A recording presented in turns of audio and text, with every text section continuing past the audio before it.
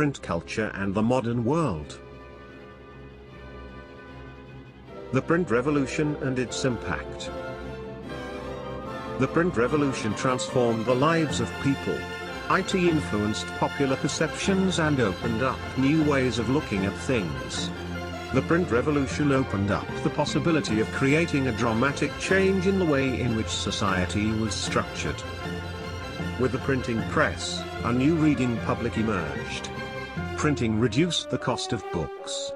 The time and labor required to produce each book came down, and multiple copies could be produced with ease. Books flooded the market, reaching out to and growing readership. Earlier, reading was restricted to the elites. Common people lived in a world of oral culture. They heard sacred texts read out, ballads recited, and folk tales narrated. People collectively heard a story, or saw a performance. Before the age of print, books were not only expensive but they could not be produced in sufficient numbers. Now books could reach out to wider sections of people. If earlier there was a hearing public, now a reading public came into being. But, books could be read only by the literate and the rate of literacy was very low. Printers began publishing popular ballads and folk tales, and such books would be profusely illustrated with pictures. These were then sung and recited at gatherings in villages and in taverns in towns.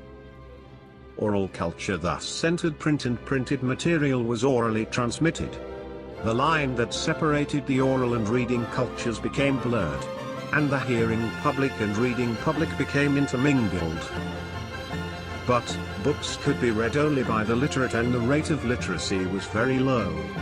Printers began publishing popular ballads and folk tales, and such books would be profusely illustrated with pictures. These were then sung and recited at gatherings in villages and in taverns in towns. Religious debates and the fear of print. Print created the possibility of wide circulation of ideas, and introduced a new world of debate and discussion.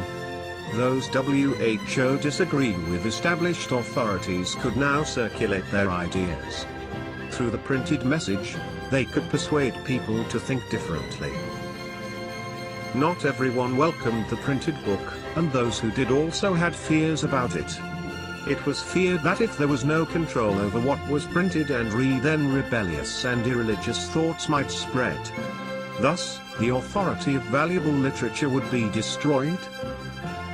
Expressed by religious authorities and monarchs, as well as many writers and artists, this anxiety was the basis of widespread criticism of the new printed literature that had begun to circulate.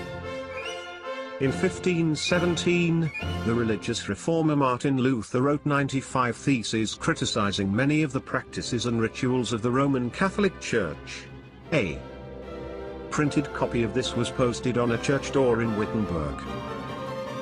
It challenged the church to debate his ideas.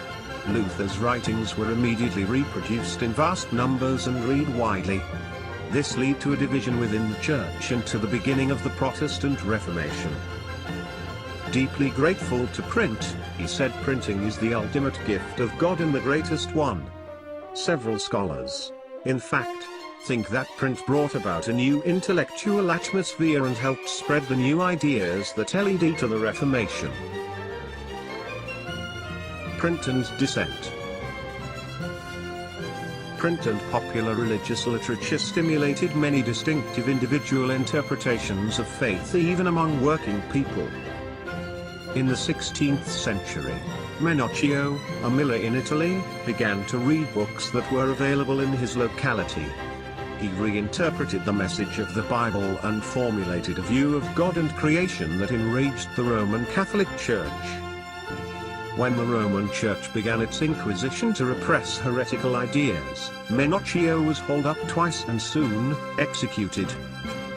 The Roman Church, troubled by such effects of popular readings and questionings of faith, imposed severe controls over publishers and booksellers and began to maintain an index of prohibited books from 1558.